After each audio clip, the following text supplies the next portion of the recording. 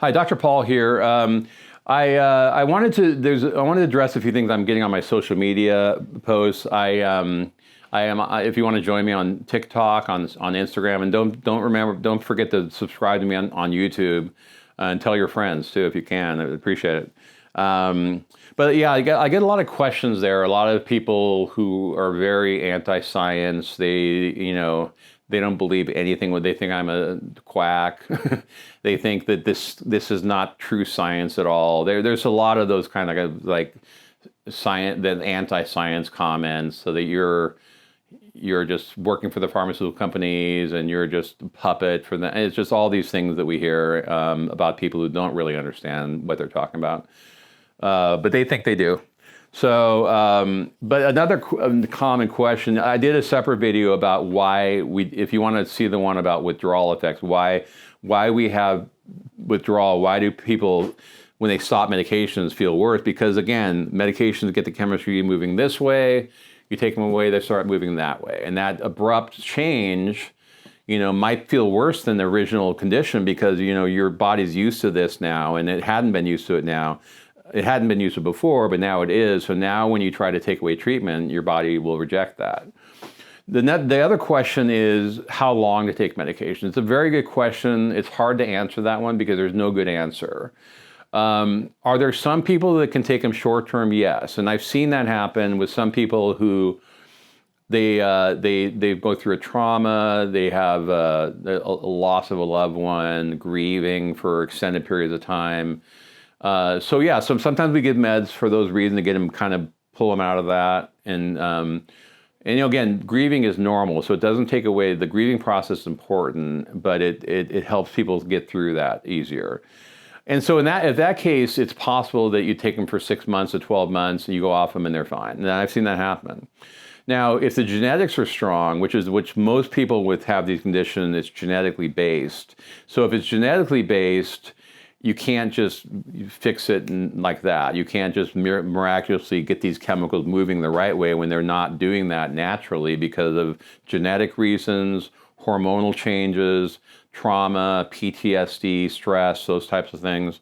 So things that people really have absolutely no control over is what causes this. So since you have no control over them, you really have no control over how long to take them, because your body is the one that decides that. Because if they're on medication, everything's good, and you take things away and things start going the wrong way, again, the body, you're going to feel it. So that's one way of knowing if you need to take them longer term, is try going off of them. And a lot of people do that, by the way, most people without talking to me about it. They do it on their own, and they find out for themselves that really was not a good idea. And then they put them back in, or they call me, or they come in and they say, well, why can't I get off these things? Well, why do you want to get off them? Because I just do. I've been on them long enough. I think I've been on them long enough. And I said, well, why do you think that? How do you know how long enough? They don't know. They obviously don't have an answer. They just think that just doesn't seem right. And so, but when you really understand the subject, it is very right. It is very right that people who have a chronic condition like this need to take things long term, like with diabetes, like with blood pressure, like with cholesterol and thyroid, and a host of things that people will take because their blood tests say this. See, and again, the other thing it has to do with the only test for this is to treat it. If I'm right about the treatment, then the test is going to be a positive test. So at other areas of medicine, like I just mentioned, you got blood tests, you got blood pressure monitored, you got x-rays, you got MRIs, you got CT scans.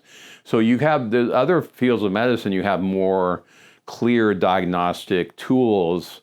And then with this subject, the diagnostic tool is the doctor's ears. This is our tool, listening to our patients, taking a really good history, figuring out what's going on, and treating it. And again, I treat one thing at a time. I do one medication at a time. And sometimes it takes only one medication. Some people, that's it. I have some people on one. I have some people on two things. 2 to 3 is a very common combination for my patients. Some people, more severe, like bipolar variation, you're probably talking about 4 to 6 medications at that point. But anyone who's been really bipolar will tell you that I'd rather this than be unstable, end up in the hospital. So what do you want? Do you want to treat this or not? And so I think people have to just get to the conclusion that, look, in some people it's a chronic disease. If the genetics are strong, if the hormones changes, all those things I said, then again, you can't help it. So, but that's the thing. I think when people hopefully realize that these are safe, they're effective, all the things that people fear about them are untrue. So hopefully that helps. And again, I know it's not a good answer because I can't tell a person when I send in, oh, this is how long you're going to be on something. You can't say that. We figure it out over time. And we figured out I have to keep communicating with people, listening to them, explaining to them, and sometimes over time, as they keep trusting me, then you get to that point of peace and say, okay, let it be. It's obviously doing me well. I'm much more stable than I used to be. So what's the point? Why am I trying to go off of these? There's no reason I can think of exactly. So that's another one that I've heard. So hopefully this helps.